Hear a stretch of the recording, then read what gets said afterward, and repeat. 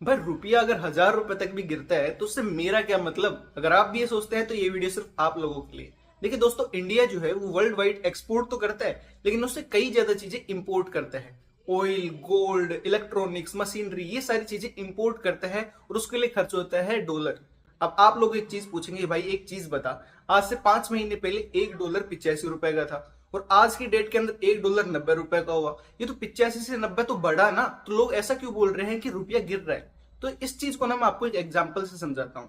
Suppose कीजिए एक cycle है जिसकी कीमत $100 है। आज से 5 महीने पहले $1 85 का था। यानी कि अगर उस टाइम पे अगर आप वो साइकिल इंपोर्ट करते तो वो आपको पड़ती 8500 की। और आज की डेट के अंदर जो रुपया गिर रहा है, गिर के $90 पे हो गया $1। यानी कि आज की डेट के अंदर सेम चीज के आपको $9000 देने पड़ते। कुल मिला के बात यह है कि अगर रुपया गिरेगा तो इंपोर्ट्स महंगे होंगे, और इंपोर्ट्स महंगे होंगे तो इन्फ्लेशन बढ़ेगी, जिसकी वजह से जो आम आदमी को पहले चीज सस्ती मिलती थी वो अब महंगी मिलेगी, जिसकी वजह से आम आदमी खुद को और गरीब महसूस करेगा। अब आप लोगों के मन में एक और सवाल आएगा कि भाई एक बात बता कि अचानक ऐसा क्या हुआ कि जो इंडियन रुपी है वो इतनी तेजी से गिरने लग गया है। तो उसके पीछे भी एक रीजन है। पहले जो इंडिया था वो एक्सपोर्ट बहुत ज्यादा करता था, और अभी इंडिया के एक्सपोर्ट्स प्रभावित हुए हैं क्योंकि अमेरिका ने इंडिया के ऊपर 50% टैरिफ लगा रखा है। यानी कि पहले जो इंडिया एक्सपोर्ट करता था यूएसए को, उसके अंदर $40 बिलियन का प्रॉफिट कमाता था। अभी जो इंडियन एक्सपोर्ट्स है उनके ऊपर अमेरिका के अंदर टैरिफ लगता है, यानी कि जो इंडियन सामान है वो अमेरिका के अंदर अब महंगा मिलने लग जाएगा।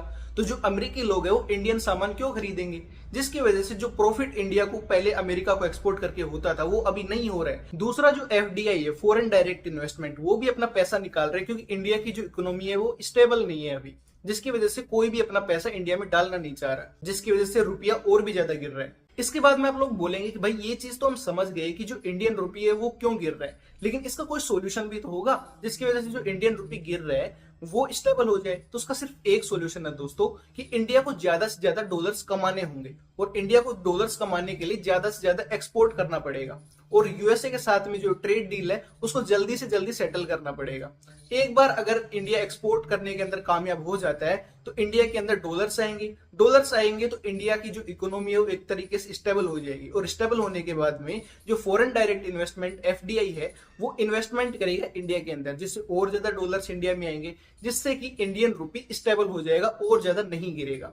आई होप आप लोगों को समझ में आया होगा, और अगर कुछ समझ में नहीं आया, कुछ बताना चाहते हैं तो कमेंट सेक्शन के अंदर जरूर बताएं। आज की वीडियो के अंदर इतना ही। वीडियो अच्छी लगी तो वीडियो को लाइक करके चैनल को जरूर सब्सक्राइब कर लें। चलिए दोस्तों, आज के लिए इतना ही, मिलते हैं अगली वीडियो के अंदर। तब तक के लिए जय हिंद, जय भारत।